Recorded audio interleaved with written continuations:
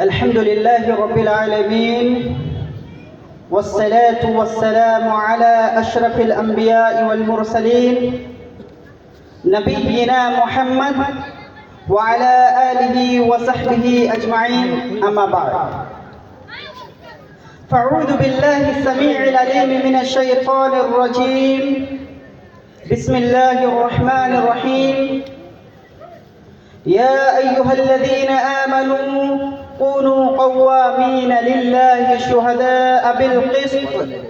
ولا يجرمنكم شنآن قوم على ألا تعدلوا اعدلوا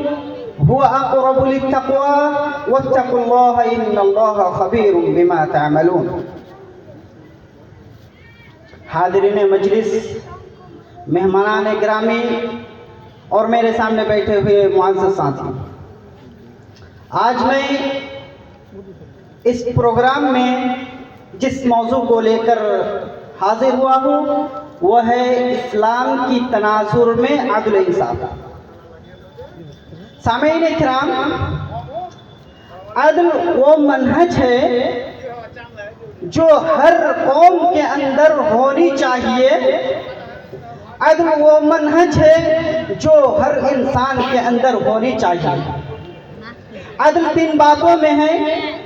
نمبر 1، آپ جب بھی کسی سے بات کریں تو عدل و انصاف ہی کے تناظر میں بات کریں، جیسے کہ اللہ تبارک و تعالی نے قرآن مجید کے اندر ارشاد فرماتا ہے وَإِذَا قُلْتُمْ فَاعْدِلُوا. نمبر 2، آپ جب بھی کسی کے درمیان عدل و انصاف کرنا چاہیں تو عدل و انصاف ہی کے بنیاد پر ہونی چاہیے،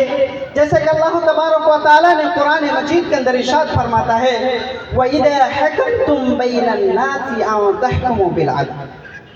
نمبر 3، آپ جب بھی کسی سے نفرت بھی کرے یا محبت بھی کرے تو بھی عدل و انصاف ہی کی بنیاد پر نفرت یا محبت ہونی چاہیے. اللہ تبارک و تعالی نے قرآن مجید کے اندر ارشاد فرماتا ہے وَإِذَا قُلْتُمْ فَاعْدِلُوا. سامعین کرام، لوگ یہ سمجھتے ہیں کہ عدل اور انصاف یہ دونوں لفظ عربی کا لفظ ہے، لیکن مانتے ہیں کہ ایک ہی لفظ کے معنی ہے. مطلب آپ دونوں الفاظ کو ایک ہی معنی میں مانتے ہیں، لیکن ایسی بات نہیں ہے. عدل اس کو کہتے ہیں کہ جس کا جتنا حق ہو اس کو اتنا ہی دیا جائے. اور انصاف یہ عربی لفظ ہے. یہ بھی انصاف یہ نصف سے آیا ہے. نصف کا مطلب ہوتا ہے کہ اگر کسی کے درمیان اگر آپ انصاف کرنا چاہیں تو دونوں میں آدھے آدھے تقسیم کرنا پڑے گا، یعنی آپ کو دونوں کو برابر کرنا پڑے گا، اسی کو انصاف کہتے ہیں. سامعین کرام، ایک مثال کے طور پر آپ ایک سمجھیے کہ آپ کے سامنے ایک بڑا آدمی ہے اور ایک چھوٹے بچے ہیں، اور دونوں بھوک کے مارے رو رہے ہیں اور آپ کے پاس صرف ایک ہی روٹی ہے. تو آپ یہ سمجھیں گے کہ میں وہاں پہ عدل کروں گا، تو عدل کرنے کے بجائے آپ وہاں پہ انصاف کرنے لگیں گے. عدل کرنا پڑے گا وہاں پہ آپ کو، کیونکہ اگر آپ نے ایک روٹی کو 4 حصے میں تقسیم کر دیں گے اور 4 حصے میں تقسیم کرنے کے بعد بڑے آدمی کو 3 حصہ دے دیں گے اور چھوٹے بچوں کو 1 ہی حصہ دیں گے تو وہاں پہ آپ عدل کریں گے. لیکن لوگ یہ سمجھیں گے کہ وہ آدمی تو عدل نہیں کیا، اس کے ساتھ غلط کیا، لیکن سامنے والوں کو یہ نہیں معلوم رہتا ہے کہ عدل کسے کہتے ہیں. وہ انصاف کے معنوں میں لے کے آتے ہیں. حالانکہ عدل کا مطلب ہی ہوتا ہے جس کا جتنا حق ہو اس کو اتنا ہی دیا جائے. سامعین کرام، کسی شاعر نے کیا ہی خوب کہا ہے، صرف انسان کھانے کے عدم شکم شیر نہیں ہوتا،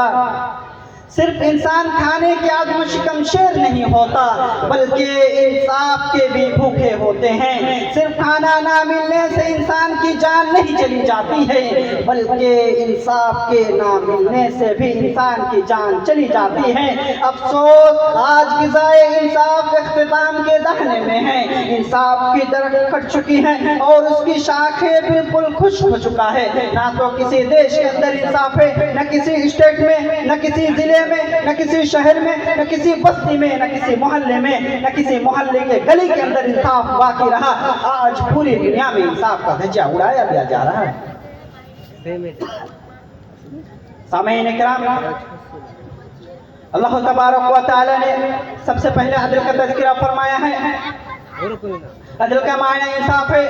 اور ہر چیز میں انصاف کی ضرورت ہے، قول میں، فعل میں، یعنی آپ جو کہیں اور کرے اس میں سچائی اور حق ہوئی، انصاف کی ترازو میں کسوٹی اور انصاف کی ترازو میں ٹھیک اترے، افراط و تفریط اور کمی بیشی یہ ہرگز نہ ہو۔ یہ عدل اللہ تعالیٰ کی خاص صفت ہے اور اللہ تعالیٰ کے اسماء الحسنی میں سے ایک عدل بھی ہے، جس کا مطلب یہ ہے کہ اللہ تبارک و تعالیٰ حق بات کہتا ہے اور حق کام کرتا ہے اور حق فیصلہ کرتا ہے۔ سامعین کرام، جیسے کہ اللہ تبارک و تعالیٰ نے قرآن مجید کے اندر ارشاد فرماتا ہے واللہ یقول الحق، اللہ تبارک و تعالیٰ حق بات کہتا ہے۔ اور ایک دوسرے مقام پر اللہ تعالیٰ نے ارشاد فرمایا واللہ یقضی بالحق، اللہ تبارک و تعالیٰ حق فیصلہ کرتا ہے۔ سامعین کرام، پہلی آیت میں عدل قولی اور دوسری آیت میں عدل فعلی کا بیان ہے، اور یہ دونوں آیتوں کا تذکرہ اس آیت میں ہے کہ وَتَمَّتْ كَلِمَةُ رَبِّكَ صِدْقًا وَعَدْلًا، آپ کے رب کی بات سچائی کے ساتھ پوری ہو گئی ہے۔ سامعین اکرام، سارا نظام عالم صرف اللہ رب العالمین کی عدل انصافی پر قائم ہے اور وہ خود بھی عدل انصاف کے ساتھ قائم ہے، جیسے کہ اللہ تبارک و تعالیٰ سورۃ آل عمران کے اندر ارشاد فرماتا ہے شہید اللہ انہ لا الہ الا ہو والملائکۃ وأولی العلم قائما بالقسط، اللہ تبارک و تعالیٰ نے گواہی دی ہے اور فرشتے اور علم والوں نے بھی گواہی دی ہے کہ اللہ تبارک و تعالیٰ کے سوا کوئی معبود برحق نہیں اور وہ خود بھی پورے عدل انصاف کے ساتھ قائم ہے۔ سامعین اکرام، اللہ تبارک و تعالیٰ کا یہ مخصوص صفت ہے اور اسی کا اس نے حکم دیا ہے کہ اپنے ہو یا پرائے، دوست یا دشمن، سب کے ساتھ عدل انصاف کرنا ضروری ہے، جیسا کہ اللہ تبارک و تعالیٰ سورۃ المائدہ آیت نمبر 8 کے اندر ارشاد فرماتا ہے یا ایھا الذین آمنوا کونوا قوامین للہ شہداء بالقسط ولا یجرمنکم شنآن قوم علی الا تعدلوا اعدلوا هو اقرب للتقوی واتقوا اللہ ان اللہ خبیر بما تعملون۔ اے ایمان والو، تم للہیت کے ساتھ حق پر قائم ہو جاؤ اور انصاف کے ساتھ گواہی دینے والے بن جاؤ اور کسی قوم کی دشمنی تمہیں بے انصافی پر آمادہ نہ کرے۔ انصاف کرو، یہی انصاف پرہیزگاری سے قریب ہے اور اللہ تعالیٰ سے ڈرتے رہو، یقیناً اللہ تبارک و تعالیٰ تمہارے عمل سے واقف ہے۔ سامعین اکرام، اللہ تبارک و تعالیٰ نے اس آیت میں اقرب الی التقوی فرمایا گیا ہے اور انسان تقوی کے درجے تک پہنچ کر انسان صحیح معنوں میں کامل بن جاتا ہے اور نہ متقی آدمی کسی پر ظلم و تعدی کرتا ہے، نہ عداوت و دشمنی پر آمادہ ہوتا ہے۔ عدل کا تقاضا یہی ہے کہ دشمن کے ساتھ بھی انصاف کرے اور انصاف کی راہ میں کسی کی دشمنی آڑے نہ سکے۔ عدل و انصاف کی تقاضا یہی ہے کہ دشمن کے ساتھ سب سے پہلے انصاف کیا جائے تاکہ انصاف کرنے والوں کا امتحان ہو جائے، انصاف کرنے والوں کو جانچ لیا جائے کہ انصاف کرنے والے کیسے ہیں۔ سامعین اکرام، آخر میں آپ لوگوں کے سامنے ایک واقعہ پیش کر کے میں اپنی تقریر کو ختم کرنا چاہتا ہوں کہ آج ہمارے معاشرے میں مسلمان کے اندر اختلاف ہیں،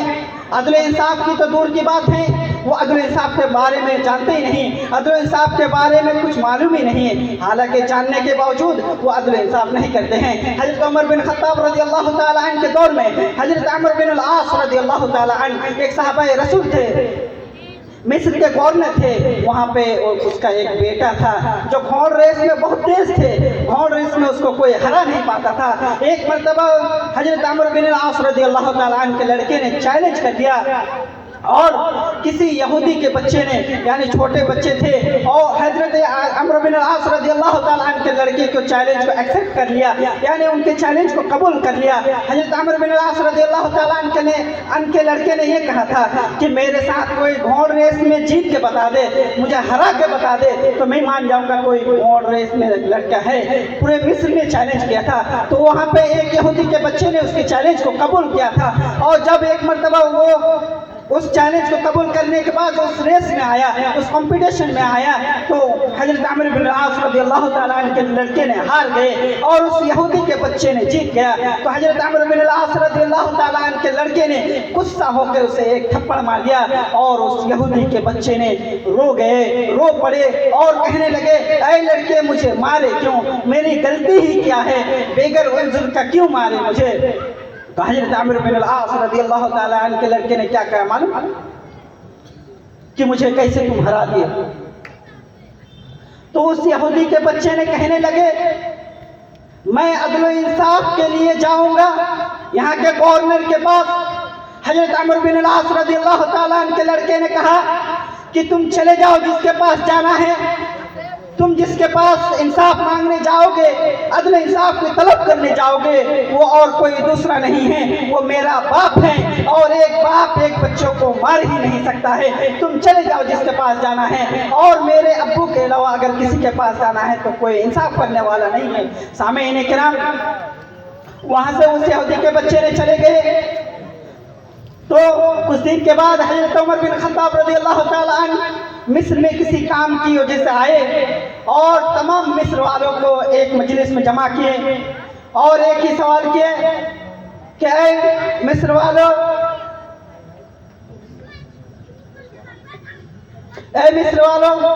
کیا یہاں کے جو گورنر ہے یعنی حضرت عمرو بن العاص رضی اللہ تعالیٰ عنہ تمہارے آپ لوگوں کے ساتھ انصاف کرتے ہیں، آپ لوگوں سے کیسے برتاؤ کرتے ہیں؟ تو تمام مصر والوں کی جواب یہ تھا کہ ہاں یہاں کے جو گورنر ہے بہت سچے ہیں، عادل ہیں، یہاں پہ عدل انصاف کرتے ہیں۔ سامعین اکرام، لیکن وہاں پہ موجود اس یہودی کے لڑکے بھی تھے، اس یہودی کے بچے نے ہاتھ اٹھایا اور کہنے لگے اے امیر مومنین، میرے پاس ایک شکایت ہے۔ تو حضرت عمر بن خطاب رضی اللہ تعالیٰ عنہ نے کہا کہ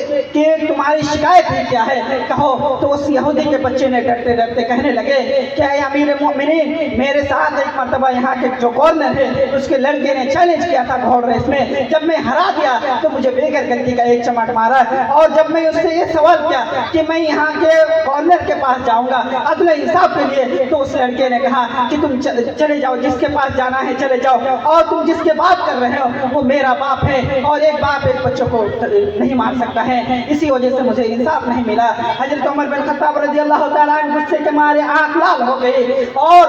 غصے کے مارے وہ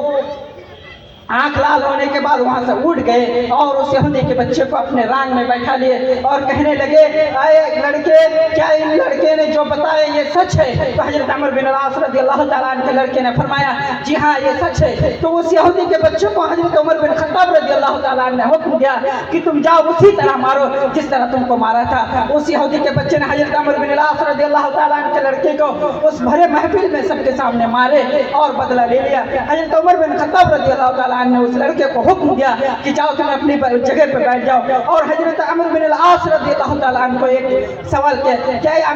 حضرت عمر بن العاص رضی اللہ تعالیٰ عنہ لوگوں کو تم کو کیسے اللہ تعالیٰ کب سے حکم دیا کہ لوگوں کو تم غلام بناؤ؟ حالانکہ اللہ تبارک و تعالیٰ نے جب بھی کسی انسان کو پیدا کرتا ہے تو آزاد پیدا کرتا ہے، تم کو کب سے اللہ تعالیٰ حکم دے دیا کہ تم لوگوں کو غلام بنا دو؟ تمہاری کیسے ہمت ہوئی کہ تم ایک بچے کو عدل و انصاف کے لیے ٹھوکر مار کر دیے ہو؟ تو حضرت عمر بن العاص رضی اللہ تعالیٰ عنہ نے کہنے لگے کہ اے امیر مومنین، حالانکہ یہ شکایت میرے پاس پہنچی نہیں، اگر آتے تو اللہ کی قسم میں یہ اس کی شکایت کو پورا کر دیتا، یعنی عدل و انصاف میں ضرور دلاتا۔ حضرت عمر بن خطاب رضی اللہ تعالیٰ عنہ نے اپنے غلام کو حکم دیا کہ جاؤ حضرت عمر بن العاص رضی اللہ تعالیٰ عنہ کو ایک تھپڑ مارو۔ تو تمام لوگ چوک گئے، تعجب میں پڑ گئے، اور اس یہودی کے بچے نے کہنے لگے اے امیر مومنین، हालांकि गलती उसके बच्चे ने की है, उसके बाप की क्या गलती है, उसके बाप को मारने के क्या हुक्म है। तो हजरत उमर बिन खत्ताब रज़ियल्लाहु ताला ने पहले कहा कि जाओ उसको पहले मारो फिर मैं बताता हूँ। हजरत उमर बिन खत्ताब रज़ियल्लाहु ताला के हुक्म को कबूल किया उसके गुलाम ने, और हजरत अमर बिन आस रज़ियल्लाहु ताला को एक चमट मारा और फिर बाद में कहने लगे हजरत अमर बिन आस रज़ियल्लाहु ताला तुमको इसी वजह से मारा गया क्योंकि तुम अपने बच्चों की बच्चे की तरबियत कैसे की है, अपने बच्चों को इल्म तरबियत कैसे दिया है कि आपके बच्चे की हिम्मत हो गई है कि तुम जिसके पास चले जाओ मेरा बाप एक बच्चे को नहीं मार सकता है, इसी वजह से आपको एक थप्पड़ मारा गया। सामीन इकराम, आज अगर अपने मुआशरे में नजर डालते हैं, अगर किसी के बच्चे ने मार देते हैं तो अदल इंसाफ नहीं करते हैं। आखिर में अल्लाह रब्बुल आलमीन से दुआ है कि हम तमाम मुसलमान भाइयों को अदल इंसाफ करने की तौफीक दे और उसको समझने पर और उसकी उस राह पे चलने की तौफीक अता फरमाए। आमीन व आखिर दावाना अनिल हम्दुलिल्लाहि रब्बिल आलमीन वस्सलामु अलैकुम व रहमतुल्लाहि व बरकातुहू।